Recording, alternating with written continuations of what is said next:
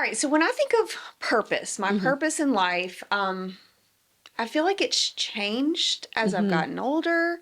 And so let's talk about that. Let's talk about finding our purpose because I feel like everybody's striving for that in some way. Yeah. Welcome to It's a Mental Thing, the podcast that dives deep into the power of the mind and the heart of mental health. Whether you're navigating life's challenges, seeking balance, or simply curious about how to care for your mind, you're in the right place. Each week, we explore stories, strategies, and expert insights to help you build resilience, find clarity, and embrace a healthier you. So take a deep breath and let's journey together toward a brighter, more mindful tomorrow. Welcome to It's a Mental Thing, because your mental health matters. All right, so when we're talking purpose, right? I think you hear that and you're almost like, oof, that's too hooey for me, too much for me, right? To think about that. But I mean, I don't think it has to be this giant overarching thing. And also, like we said, I kind of feel like my purpose has changed. In different seasons of life. Right. There's been different purposes for those seasons. And I don't know, I think it's different too if you are, if you are a spiritual person like I am. I believe the Lord is directing my purpose and has a purpose for my life. Right. If you're not, that could look different. Yeah. Tell me your thoughts on it. I agree too. So I'm a spiritual person too and believe, we hear the Lord guides our paths, or we may create our paths, but the Lord's going to guide our paths to it. And I think a lot of people in the spiritual realm, or when we think Christianity, that's all we think about as far as purpose. Right. But again, switching roles to just mental health, it's where I go in as a Christian individual. And as a therapist, I do faith-based therapy if it's needed for that particular client. I also have clients who have no religion background or who have no faith or any kind of higher power that they're looking towards. Right. So I have to gear towards what that individual needs. And so as a therapist, ethically, I cannot portray my morals, my values, or my beliefs onto them because I am a non-judgment party in that session. Right. Now, if they ask me, are you a believer? I can say that, but I don't need to go into session and be like, what about you? Where do you go to church? Can't do that. I have to keep that separate. So when we think of it as Christianity, that is where we're looking at our purpose. But when we look at it as an individual thing for each individual, it does change.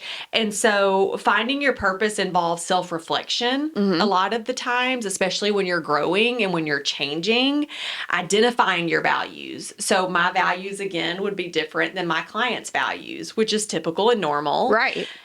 Setting goals of what they want their purpose to be in life, and seeing if that person aligns with what their goal is and what their purpose is. So their purpose and their goals have to align together in order for them to match. It can involve building a community with other people around them. It can involve gratitude. I like to practice gratitude a lot with patients, and also them telling their story. So their story in life is a huge indicator, and a lot of the times where their purpose comes from. Because if they're coming from a family that did not treat them well, or if they're coming from a relationship where there was abuse involved or domestic issues, they feel like they have no purpose in life. And that's where therapy comes in, or a support group comes in to help them try to identify what they want their purpose to be. Yeah. Okay, so I think sometimes in Christianity, if we're kind of going back to that for a minute, I feel like sometimes we can think of, well, that was their purpose, right? Their purpose for being here was this one thing. Yeah. Do you think our purpose is just one thing? Or can it be different? Can it be multiple things? I do think it can be a lot. I think so too. I do think, and like you said earlier, I think our purpose changes as seasons change, and not just the weather, but seasons in life. Absolutely. That kind of stuff changes. And so I a lot of times find myself telling my patients, when you feel stuck that stuckness may mean that you're about to be transformed. And so they may not know what that means. They may not know exactly why they feel stuck. And if we looked at it from a Christianity standpoint, we have different reasons of why you may be stuck or where you are in life. Right. And then if we look at it from an individual standpoint too, that stuckness of why am I here? What am I doing in this place in my life right now? Could truly mean that that's fixing to be a learning experience and a transformation that's about to happen in their lives. And so I do, and usually it is. Usually there's about to be a change. They're stuck in their job. They're stuck in their relationship. They're stuck or stagnant in their age range. They're stuck in, do I have a baby? Do I not have a baby? Do I get married? Do I not get married? That stuckness is a time for self-reflection. Yeah. Yeah. And movement, change. Absolutely. Right. And so I think too, I want to ask you something. I'm scared. You actually, the first thing is it's a scary thought that I'm going to ask you to think of. Okay. All right. So I'm about to open up to you and everybody else. Yeah. Well, I'm going to do it too. I'll do it too. So Okay, let's do it. I ask people, tell me one of the scariest thoughts. So I want you to think about it. Tell me one of the scariest thoughts that comes up when you let your fear, like if you let your fear speak. What's one of the scariest thoughts that may come up? From my gut right now. Yeah. My husband dying. Okay. And that's a huge thought. It could be an intrusive thought, but it also could be a true fear that you have, right? And then we think about it and we say the opposite of the most painful thought heads us to our next step in life. Okay. So the opposite is, well, what if he doesn't die, right? Yeah.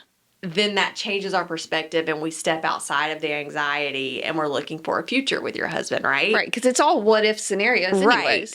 Right. So we always want to make sure that when we have someone tell us what their scariest thought is, and then we want to do, again, that self-reflection of what are the risks? Yeah. Your husband works as a first responder, right? So the risk could be higher than just your average guy who's sitting at a computer, right?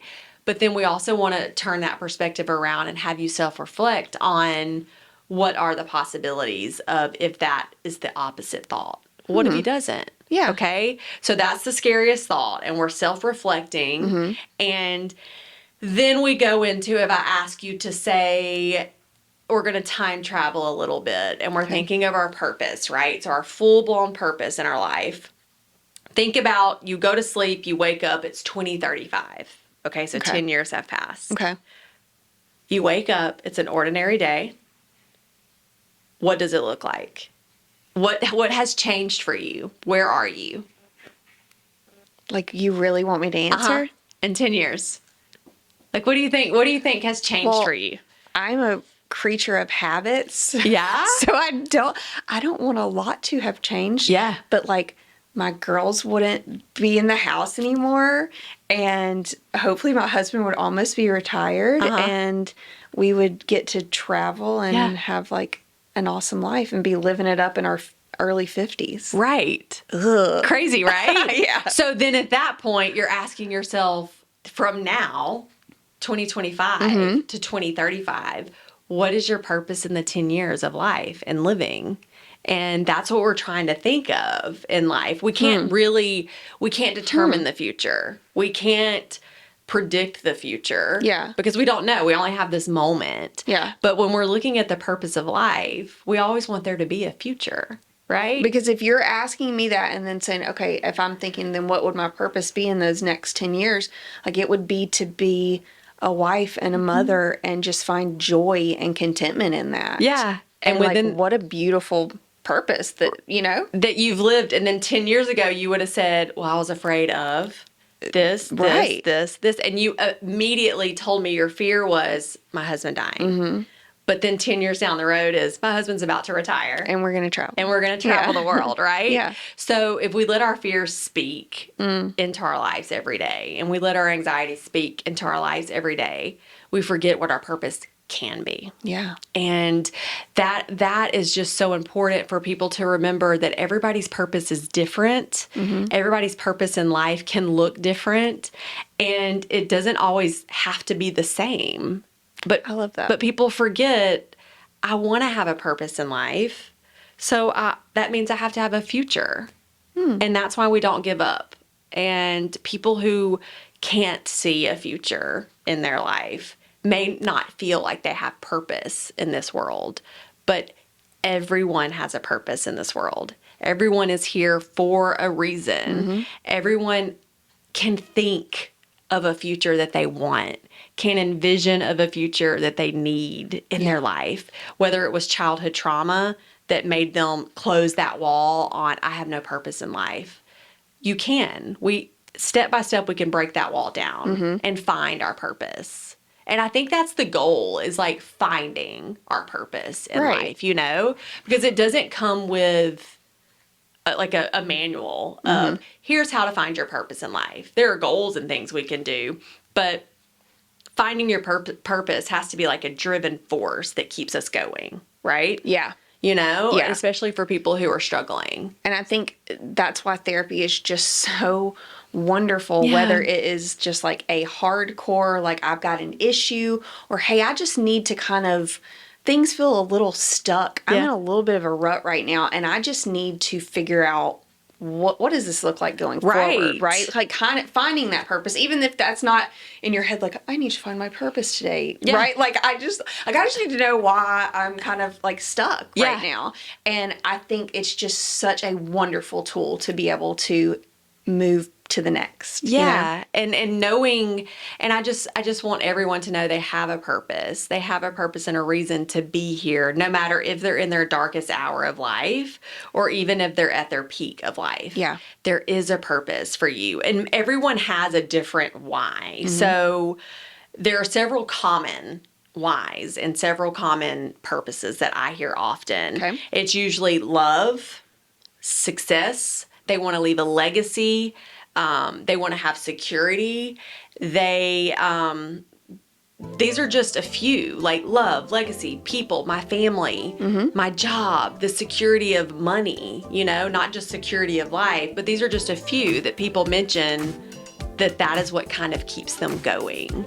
And if you can find one thing that keeps you going, or one thing that keeps you feeling like, I do belong here, I do have a purpose in life, that's a goal.